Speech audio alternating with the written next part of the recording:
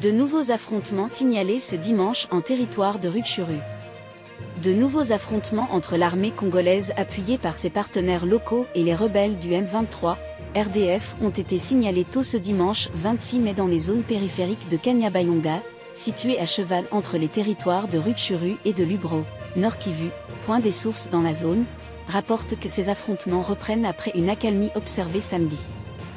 Des sources concordantes à Rutshuru affirment avoir entendu depuis 5 heures du matin des détonations d'armes lourdes. Les FARD seraient en train de pilonner les positions du M23 à Rwindi, en plein cœur du parc national de Virunga, ainsi qu'à Kibirizi dans le groupement Mutamba.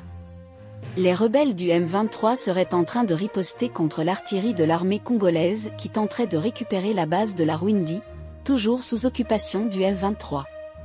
D'autres sources de l'autre côté de Kibirizi rapportent que depuis ce matin, on observe un déplacement massif de la population qui fuirait vers la localité de Kabanda et vers d'autres villages voisins, notamment à Kiaala, Biindul, Mirangi.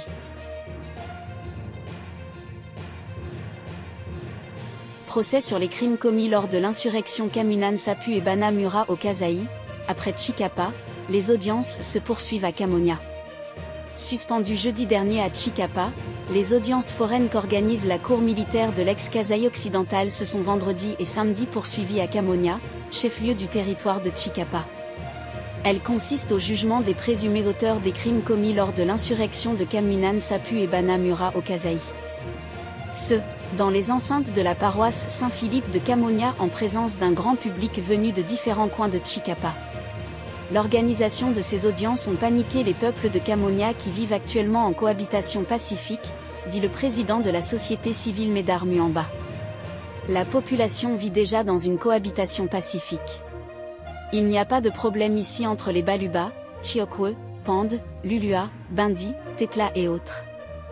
Nous vivons dans une parfaite cohabitation pacifique et dans la cohésion sociale. Nous avons déjà oublié les histoires qui se sont passées entre 2017 et 2018, et nous nous sommes pardonnés. Nous demandons à la cour militaire de privilégier la paix, a-t-il déclaré. Il est à noter que 11 prévenus sont poursuivis pour participation au mouvement insurrectionnel, crimes contre l'humanité, crimes de guerre, détention illégale d'armes de guerre, association de malfaiteurs et terrorisme. Les victimes de ces crimes sont au nombre de 119, et ces audiences se tiennent à la cour militaire de l'ex-Kasaï occidental, qui siège en matière répressive au premier degré en chambre foraine à Tshikapa et Kamonia, avec l'appui notamment de Trial International, Parge 2 et SIDA. Le procès en cours est un premier pas vers la justice et la réparation pour les victimes de ces crimes odieux dans la région du Kasaï. ASSNat, élection d'un ticket 100% féminin à la questure. Le député Ron-Roger Bimwala salue une avancée significative dans la promotion de la femme par le chef de l'État. Dans un message transmis ce samedi 25 mai 2024 à 7sur7.cd, le député national Ron-Roger Bimwala a salué l'engagement du président de la République, Félix-Antoine Tshisekedi Tshilombo, en faveur de la promotion des femmes dans la sphère politique du pays, avec l'élection de 2 femmes au poste de questeur et questeur adjoint de l'Assemblée nationale. Pour lui, c'est une avancée significative de plus. Je tiens à saluer l'engagement du chef de l'État, SEM. Félix-Antoine Tshisekedi, pour la promotion de la femme dans la vie politique. Aujourd'hui, j'ai eu l'honneur de procéder à la cérémonie de remise avec un ticket 100% féminin à la questure, a déclaré celui qui était questeur du bureau provisoire de la Chambre basse du Parlement. Ron-Roger Bimwala a exprimé sa fierté d'avoir contribué à la mise en place d'une Assemblée nationale qui promet d'être efficace. C'est avec une grande fierté et une profonde gratitude que je vous annonce la fin de ma mission en tant que questeur du bureau provisoire de l'Assemblée nationale. Pendant plus de 2 mois, j'ai eu l'honneur d'assumer cette fonction et de contribuer à la réalisation de notre mission constitutionnelle, à savoir, la validation des mandats des députés, l'élaboration du nouveau règlement intérieur, et l'organisation des élections du bureau définitif. Je remercie mon autorité morale, son Excellence Fifi Mazuka Seni pour son accompagnement, tous mes collègues du bureau provisoire pour leur collaboration, mon cabinet pour le travail abattu, et, enfin, mes électeurs pour la confiance accordée. Ensemble, nous avons posé les bases d'une Assemblée nationale plus forte et plus efficace, a-t-il indiqué. Il a souligné sa volonté de continuer à servir le pays avec passion.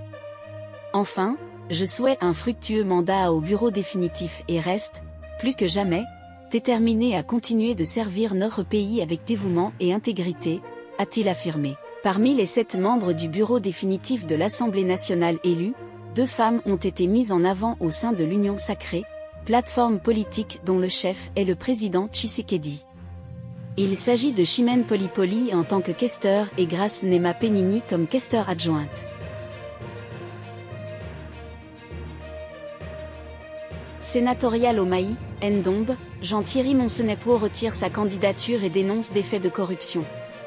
Candidat à l'élection des sénateurs dans le Maï-Ndombe, Jean-Thierry Monsenepo a, dans une déclaration parvenue ce dimanche 26 mai à la rédaction de Seven sur Seven.cd, annoncé le retrait de sa candidature dans la course. En cause, J. Thierry Monsenepo dénonce des motivations financières que demanderaient certains députés provinciaux, ce qui, pour lui n'est rien d'autre qu'une corruption. En tant que candidat aux élections sénatoriales de la province du Maï-Ndombe, j'ai été porté par un amour profond pour ma province et un engagement indéfectible à promouvoir son développement et le bien-être de ses populations. Cependant, après mon audition à l'Assemblée provinciale, il m'est apparu clairement que les idées ne suffisaient pas, les motivations financières semblaient primer pour certains députés provinciaux. Ces pratiques de corruption, en totale contradiction avec mes valeurs, ma religion chrétienne et mon éducation, ainsi qu'avec le combat que je mène aux côtés du chef de l'État, Félix Tshisekedi, m'ont poussé à prendre une décision difficile mais nécessaire. Loin de m'affaiblir, cette étape a renforcé ma détermination à lutter contre la corruption au sein de nos institutions, a-t-il expliqué. Ce cadre de l'Union sacrée de la nation dit refuser non pas un simple siège au Sénat, mais un siège qui, durant 5 ans, aurait compromis son intégrité et sans conscience. Je choisis de rester fidèle à mes principes et à ma mission de servir les intérêts vitaux de notre peuple. Par conséquent, je retire ma candidature aux élections sénatoriales prévues pour ce jour, 26 mai 2024, dans ma province de cœur, le Maï-Ndombe. Cette décision est guidée par la volonté de tirer les leçons de cet engagement politique et de renforcer mon combat pour une société plus juste et intègre. Au-delà de ce retrait, je m'engage à continuer de porter la voix des populations du Maï-Ndombe, ma province en particulier et du Congo mon pays en général, et de travailler sans relâche pour la mise en place rapide d'une structure politique qui, dans 5 ans, permettra l'émergence de Congolais dignes de la vision du chef de l'État, Félix Tshisekedi, des hommes et des femmes intègres, animés par les valeurs de moralité, de transparence et de bonne gouvernance, fait-il savoir.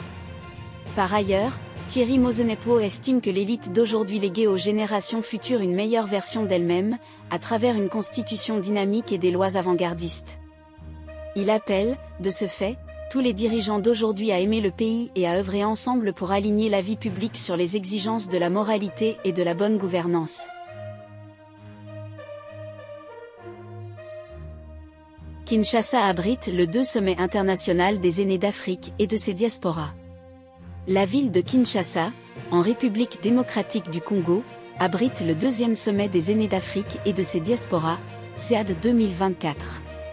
Organisé par le Réseau international francophone des aînés, RIFA, ces assises ont été ouvertes, ce samedi, dans la capitale congolaise, par la présidente du RIFA RDC.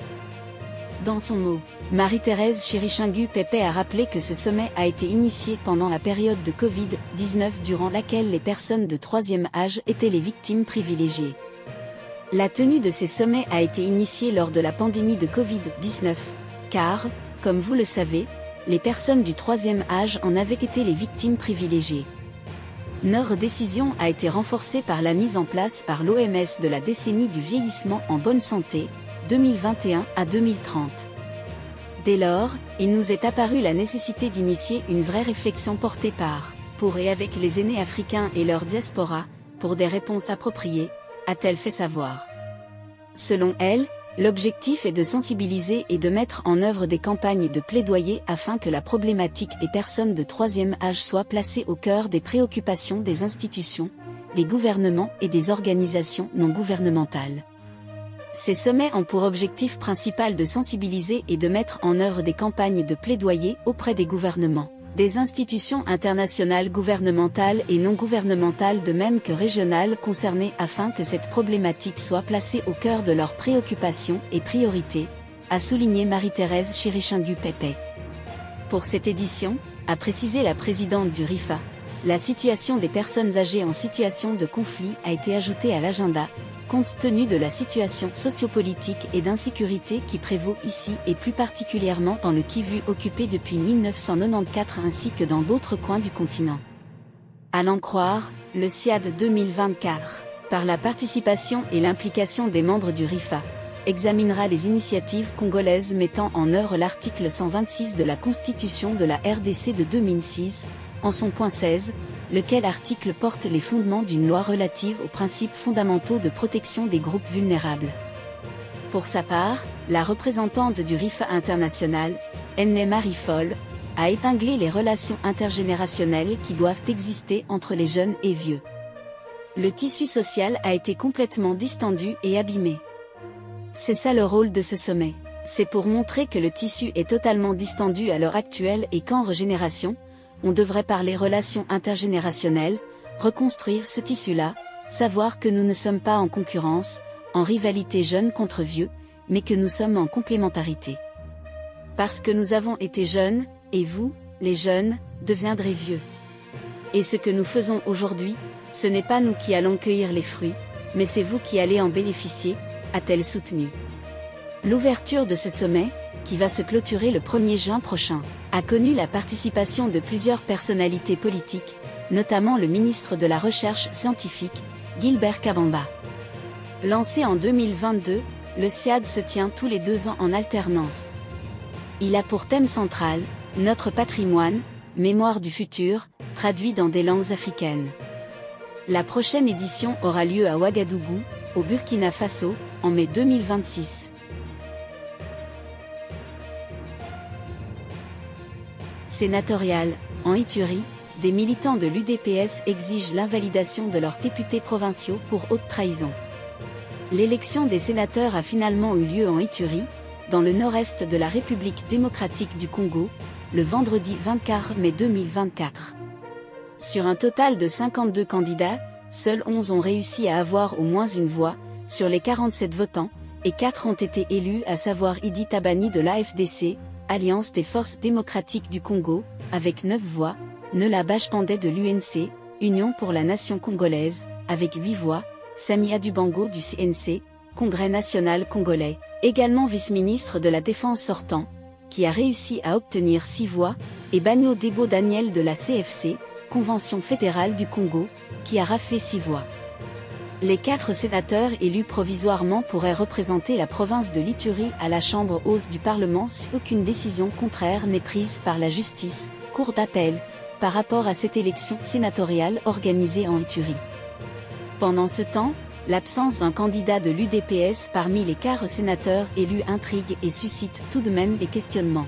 Dans la mesure où l'UDPS, Union pour la démocratie et le progrès social, et Mosaïque dispose de 9 députés à l'Assemblée provinciale de l'Ituri. Quelques heures après la proclamation du résultat de la sénatoriale, des militants du parti présidentiel ont exprimé leur mécontentement en brûlant des pneus devant le siège de leur parti à Bunia, ceci pour dénoncer la haute trahison de leurs députés provinciaux. Nous, combattantes et combattants de l'UDPS, Tshisekedi, membres de Ligue des jeunes et des femmes, avons appris avec la forte déception politique la haute trahison orchestrée par les députés provinciaux de l'UDPS, Tshisekedi et Mosaïque 4AC.